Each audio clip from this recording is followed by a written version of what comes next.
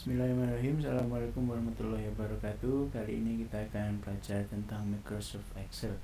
Sebagai dasar di Microsoft Excel, maka kita harus mempelajari tentang lembar kerja Excelnya sendiri. Ya, jadi di sini ada terlihat kotak-kotak. Kotak-kotak ini namanya adalah sel, dan tiap-tiap sel dia akan memiliki alamat sel sendiri-sendiri. Oke, sebagai contoh, sel yang saya warna kuning ini alamatnya adalah C5, kolom C baris ke-5. Nah, alamat sel bisa juga dilihat dari sini. Di sini ada name box. Name box ini menunjukkan alamat sel juga. Oke, misalkan lagi di sini saya kasih warna kuning. Nah, alamatnya adalah G7, kolom G baris ke-7. Bisa juga dilihat di name box, alamat selnya adalah G7. Nah, untuk lebih memahami, kita akan praktekkan dengan file. Oke, sini ada informasi ya, sebuah alamat sel jika dikopikan ke atas atau ke bawah. Nah, jadi alamat sel apa yang tadi itu ya, jadi alamat sel kolom dan baris. Nah, jadi alamat sel jika dikopi ke atas atau ke bawah, maka akan menambah atau mengurangi nomor baris. Jadi misalkan C5, kalau saya copy ke atas maka jadi C4, saya copy ke bawah jadi C6. Jadi yang bertambah adalah nomor barisnya. C5 jadi C4, jadi C6, C7 dan seterusnya. Nah, tapi kalau alamat sel kita copy ke kanan atau ke kiri, maka yang bertambah adalah atau yang berubah adalah nomor kolomnya.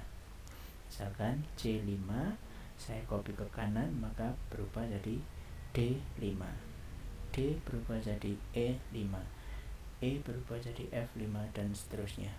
Nah, oke. Sebagai contoh kita bisa pelajari dari sini. Ada alamat sel B13, kolom B baris 13. Ada alamat sel C13, kolom C baris 13. Nah, dua alamat sel ini akan kita kalikan, perkalian X kali Y.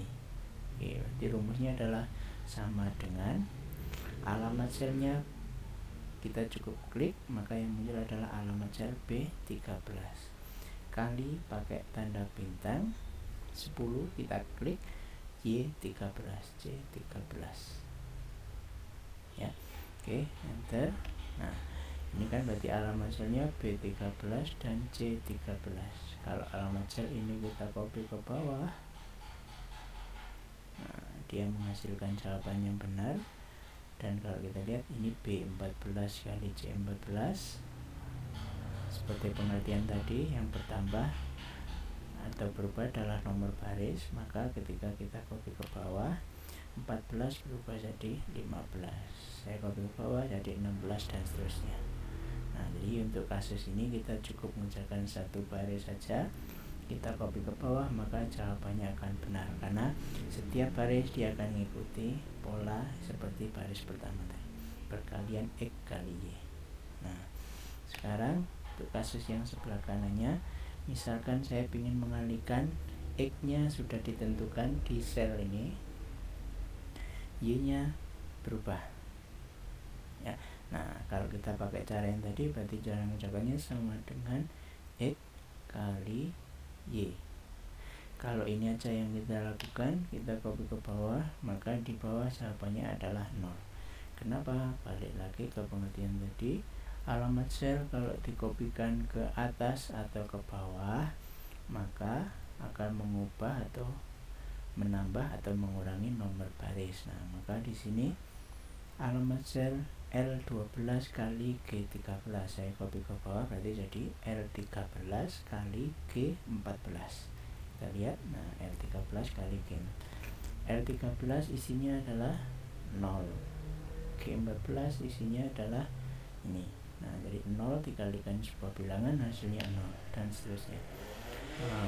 Maka di sini kita butuh namanya mengabsolutkan atau kita kunci. Nah, jadi biar X nya tetap di 15, X ini adalah L12, maka L12 nya harus kita kunci. Caranya kasih tanda $, cara manual, atau bisa pakai tombol F4. Kita tekan F4 beberapa kali, maka nanti posisi $-nya akan berpindah-pindah. Oke, saya contoh ini kunci kolom dan baris 12 dan kolom L saya kunci. Oke. Nah, ketika saya copy ke bawah, maka sampai ke bawah hasilnya adalah benar, karena yang berubah adalah kolom G, sementara L12 tetap. Ya, jadi kita lihat baris berikutnya. Nah, L12 tetap, yang berubah adalah kolom G, jadi G14. Lagi L12 tetap, G-nya berubah jadi 15. Nah, ini disebut dengan istilah absolut. Jadi harus ada yang kita kunci kolom atau kunci baris. Nah, lanjut ya. Untuk kasus yang ini sama ya, sama dengan X-nya saya klik kali Y-nya saya klik, C30 kali C31. Pengertian di awal tadi, alamat sel kalau di copy ke kanan dan ke kiri, maka yang berubah adalah nomor kolom. Nah, jadi di sini saya buat alamat sel C30 kali C31. Kalau saya copy ke kanan, dia C-nya berubah jadi D, D berubah jadi E, F, dan seterusnya. Oke, kita buktikan.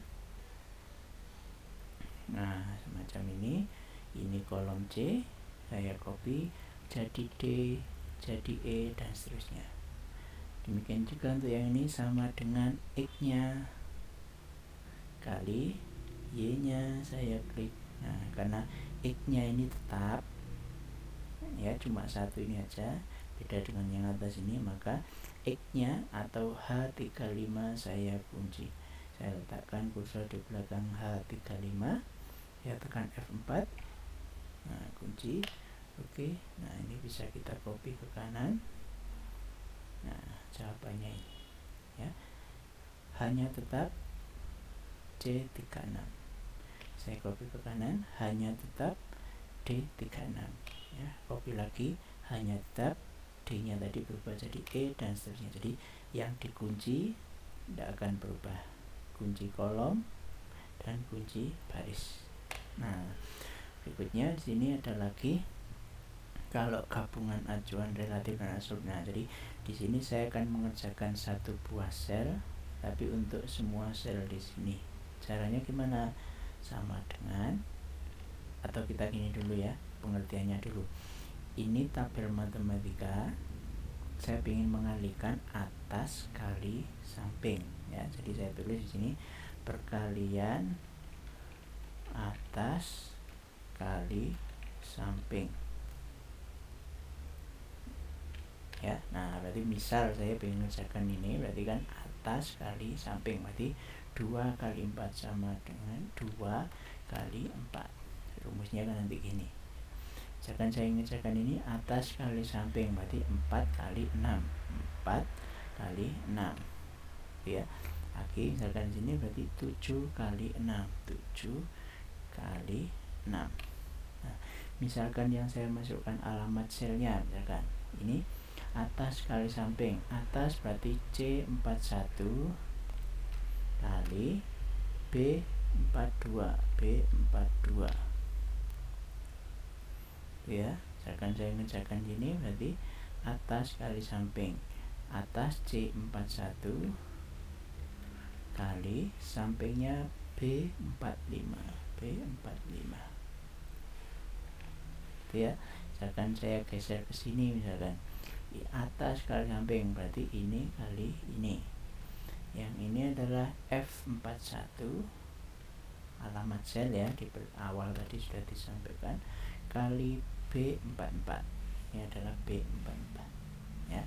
Oke, misalkan pojok sini atas kali samping 7 kali 9 berarti H41 kali B47, B47. Nah, sampai sini saya harap sudah tahu menuliskan alamat sel. Nah, sekarang dari sini sebenarnya sudah kelihatan ya, mana yang berulang berarti dia harus kita kunci, sama seperti ini tadi. 15 berulang, maka 15 akan saya kunci, yaitu H35 ya. Nah di sini juga gitu, mana yang berulang, artinya berulang adalah setiap sel kita akan ketemu. Ini kan ada beberapa sel ya, ada 4, maka itu yang akan kita kunci. Misal ya, ceknya gini, C, di sini ada C, di sini ada C, tapi di sini tidak ada C, berarti C-nya tidak dikunci.